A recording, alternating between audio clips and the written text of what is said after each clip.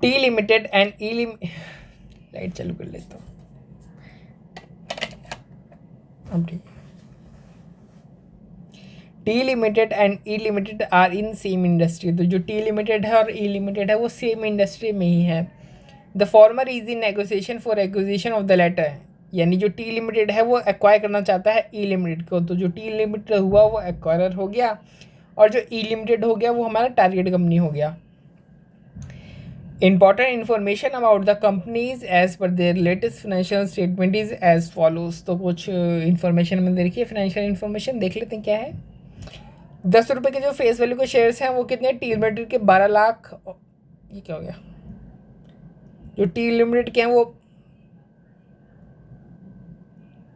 12 लाख हैं और जो ई लिमिटेड के हैं वो 6 लाख के हैं। डेट भी दे रखा है, इक्विटी के साथ साथ डेट भी दे रखा है। टी लिमिटेड का डेट है 580 लाख का, लेकिन इसका जो इंटरेस्ट रेट है वो 10% वाला है। जो ई लिमिट का है वो 240 लाख का है और इसका इंटरेस्ट रेट कितना है, 12.5% का है। फिर इबिटा दे रखा है 400.86 और 115.71 का। एमपीएस भी दे रखा है 220 और 110 का। अब देखो एमपीएस देखोगे तो लगभग जो टी लिमिटेड है वो दुगना है ना। यानी ई लिमिटेड के 2 शेयर हमें बेचने पड़ेंगे तब हमें टी लिमिटेड के 1 शेयर जितना मार्केट प्राइस मिलेगा। आगे पढ़ते हैं। T limited's plan to offer a price for E limited business as a whole which will be 7 times beta reduced by outstanding debt. यानी टी लिमिटेड जो है वो कितना नेट कंसिडरेशन देगी ई लिमिटेड को, 7 टाइम्स इबिटा लेस डेट, ये होगा net consideration. अच्छा, ये जो नेट कंसिडरेशन है, इस नेट कंसिडरेशन को जो टी लिमिटेड है वो डिस्चार्ज किस तरीके से करेगा, to be discharged by own share at market price.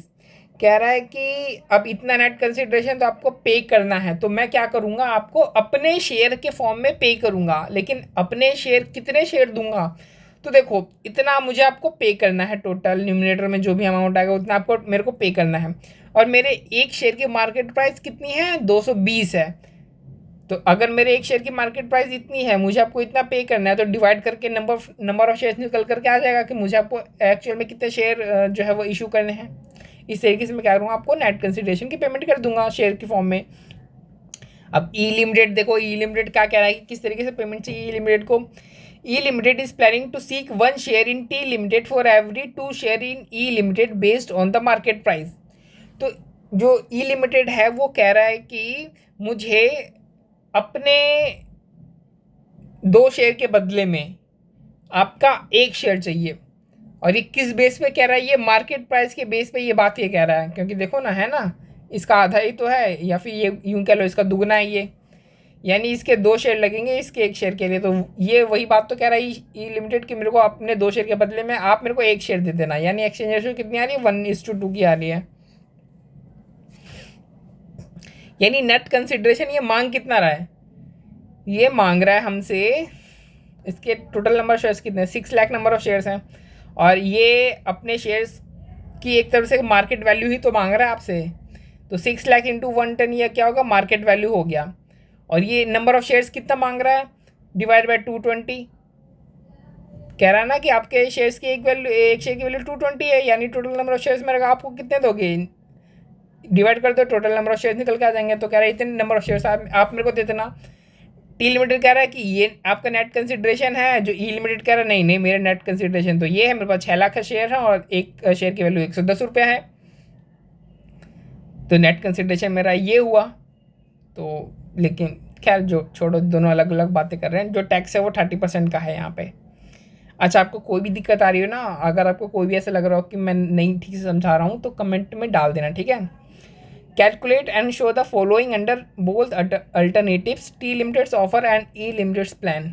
अभी देखो, टी लिमिटेड का एक अलग ऑफर है, ई लिमिटेड अपने ही अलग दुनिया में है कि मेरे को ये इतना जो है वो कंसिडरेशन चाहिए। टी लिमिटेड इतना दे रहा है, ई लिमिटेड इतना मांग रहा है। तो इस तरीके से है।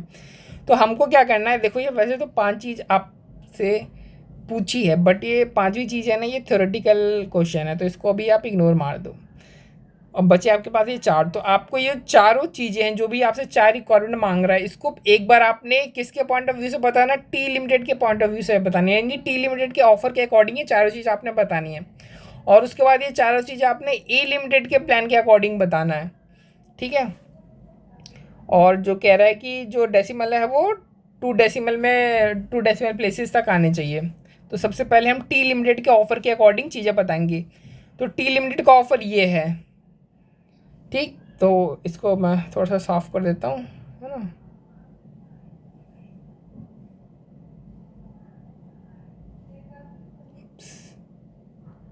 अरे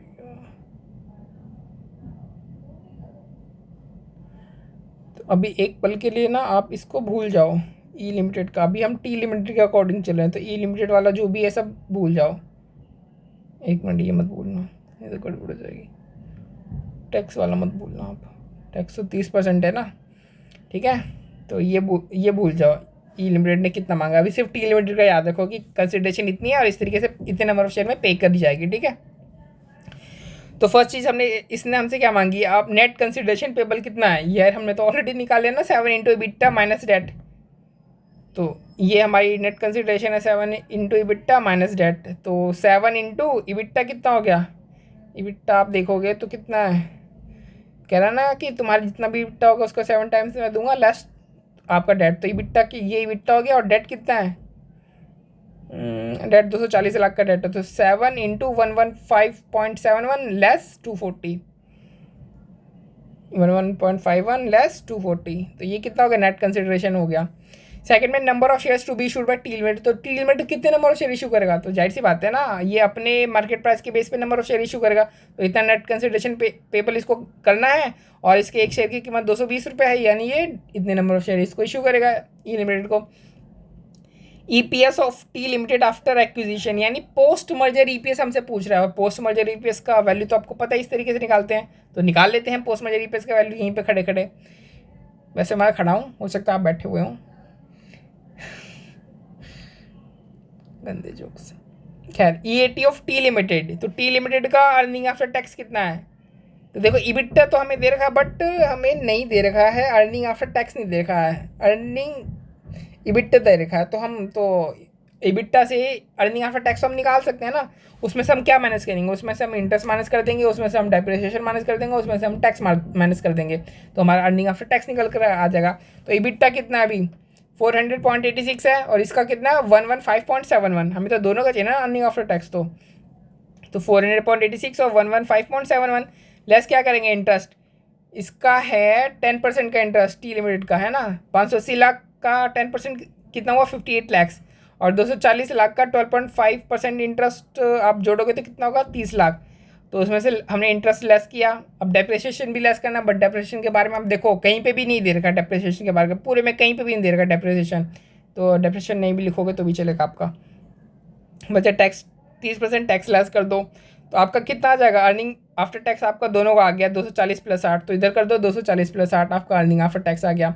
अब shares of T limited in the merge form में शेयर्स का जो है टी लिमिटेड के कितने शेयर्स हैं, तो टी लिमिटेड के तो जितने हैं उतने ही रहेंगे। कितने शेयर्स हैं 12 लाख शेयर्स, तो 12 लाख ही रहेंगे। हाँ, जो ई लिमिटेड है उसको कितने नंबर ऑफ शेयर इशू किए जाएंगे, तो अभी हमने निकाला था ना 2,59,000 जो शेयर्स है वो इशू किए जाएंगे, यानी 2.5 लाख शेयर्स इशू किए जाएंगे।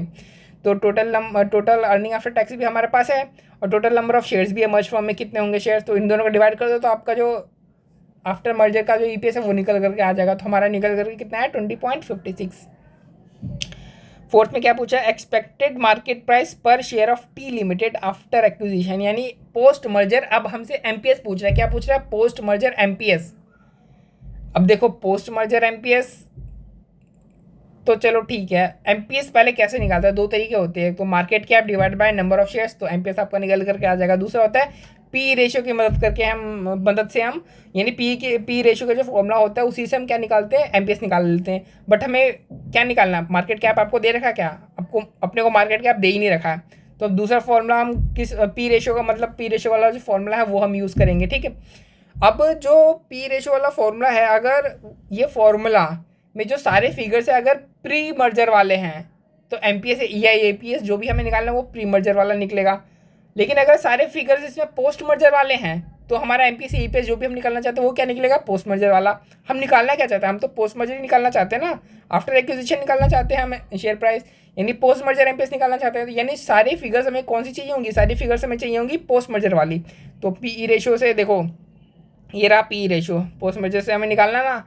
तो post merger E P S अभी हमने निकाला, कितना हुआ, 20.56 आया। तो ये तो हमें पता है, एम पी एस तो हमें निकालना है, इसलिए एम पी एस की जगह तो हम एक्स रख देंगे। लेकिन पोस्ट मर्जर पी ई रेशो हमें नहीं दे रखा है। लेकिन जो पी ई होती है ना, उसकी एक कैरेक्टरिस्टिक्स होती है कि जो पी ई रेशो होता है वो प्री मर्जर या पोस्ट मर्जर जो भी कह लो सेम ही होता है। क्या होता है, pre merger post merger same ही होता है। तो देखते हैं एक बार प्री मर्जर निकालने की कोशिश करते हैं। अगर प्री मर्जर निकाल के आगे हमारे पी रेशियो, तो उसको हम post merger as a post merger P ratio भी यूज़ कर सकते हैं। तो प्री मर्जर निकाल करके देखते हैं हम। ठीक है, pre merger M P S कितना हो गया,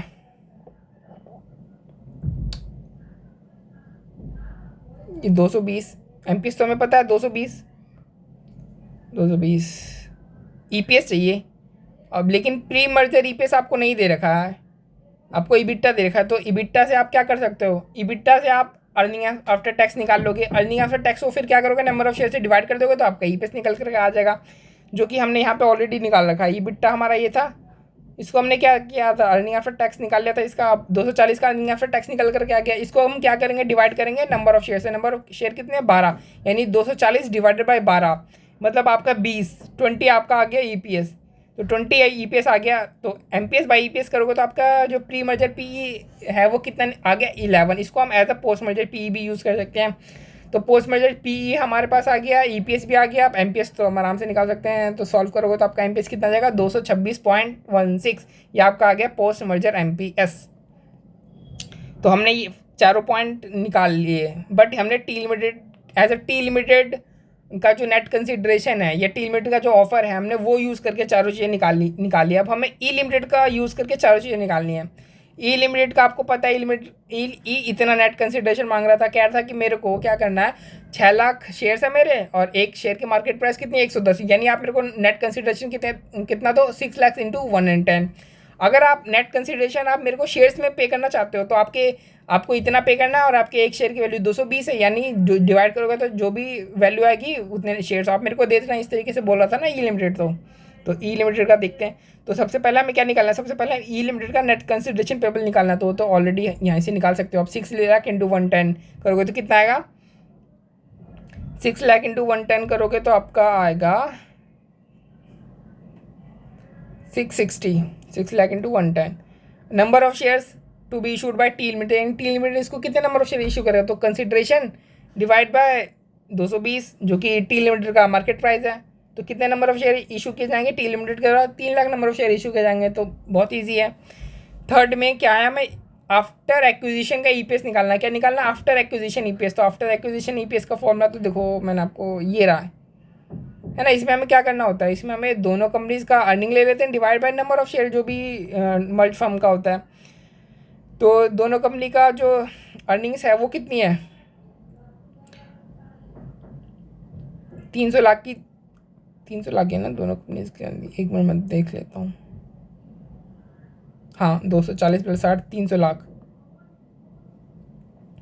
और नंबर ऑफ शेयर्स कितने, अब 12 लाख नंबर ऑफ शेयर इसके पास हैं, टी लिमिटेड के पास ऑलरेडी हैं, और ये 3 लाख ही इसको इशू कर देगा। तो मर्ज फर्म में हो कितने जाएंगे, 15 लाख नंबर ऑफ शेयर हो जाएंगे, यानी 3 lakh total earning divide by number of share 15 lakh. यानी जो हमारी जो पोस्ट मर्जर जो ई पी एस आई वो कितनी आई, ₹20 की post merger E P S आ गई। अब हमें क्या निकालना है, post merger M P S हमें निकालना है। अब वही एम पी एस निकालने के दो तरीके, या तो आप market cap divide by number of shares कर लो, या फिर आप पी जो फॉर्मूला होता है उसको यूज़ कर लो। तो मार्केट कैप तो हमें देनी रखी है, नहीं तो हम ऊपर जो हमने टी लिमिटेड के ऑफर के अकॉर्डिंग जो हमने post merger M P S निकाला था वो मार्केट कैप के अकॉर्डिंग ही निकाल लेते। तो हमने पी रेशो का यूज़ किया, तो हम इसमें भी पी रेशो का यूज़ करेंगे। तो पी रेशो के फॉर्मूले से हम एम पी एस कैसे निकाल सकते हैं, इस तरीके से ई P S into P E. But हमें ये दोनों क्या चाहिए, हमें ये दोनों चाहिए पोस्ट मर्जर वाले, तभी हमारा पोस्ट मर्जर मार्केट प्राइस निकल करके आएगा। अच्छा, post merger E P S तो हमें निकाल लिया हमने 20।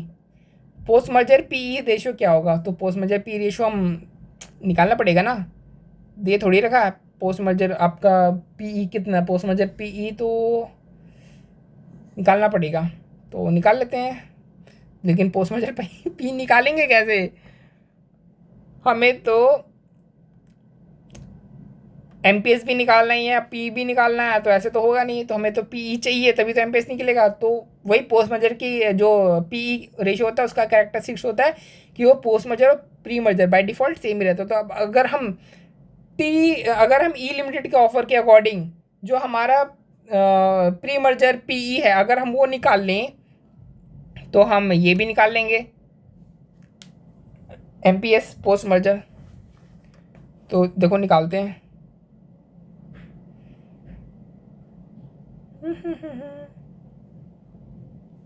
अरे हाँ, अभी तो हमने निकाला था ना post merger P E, pre merger भी पीई निकाला था, वही हमारा पोस्ट मर्जर पीई हो गया था।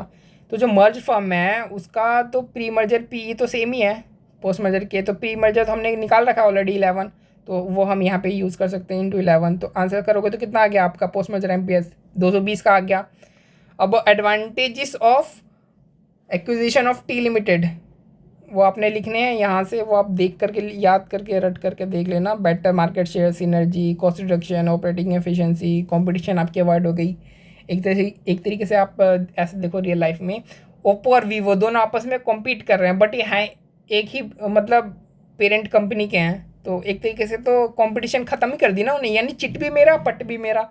अगर कस्टमर इधर गया ओप्पो की तरफ तो भी पेरेंट कंपनी जीती, और कस्टमर वीवो की तरफ गया तो भी पेरेंट कंपनी जीती, यानी कंपटीशन तो आपने अवॉइड कर दी और मार्केट शेयर भी आपका बढ़ गया क्योंकि हर तरफ आप हो, आप ही के चर्चे होंगे। सिनर्जी बढ़ेगी, सिनर्जी मतलब कि अब आप जो कॉम्पिटिटर था वो दूसरे सप्लायर के पास था अगर आपका, तो अब कॉम्पिटिटर आपके पास आ गया, तो कॉम्पिटिटर का सप्लायर आप क्या करोगे, कॉम्पिटिटर के सप्लायर को हटा करके अपना सप्लायर कर दोगे, तो आपका क्या होगा, जो रॉ मटेरियल आएगा वो उसकी क्वांटम बढ़ जाएगी, तो आपको इकोनॉमी पड़ेगा, तो आपका कॉस्ट रिडक्शन भी होगा, ऑपरेटिंग एफिशिएंसी भी आपकी बढ़ जाएगी। इस तरीके से आप हमने दोनों के ऑफ़र के हिसाब से हमने चारों चीज़ें हमने निकाल दी है, पांचवा चीज़ भी हमने देख लिया कि कौन कौन से बेनिफिट्स होंगे एक्विजिशन के। तो ये सवाल आपका सॉल्व हो गया है।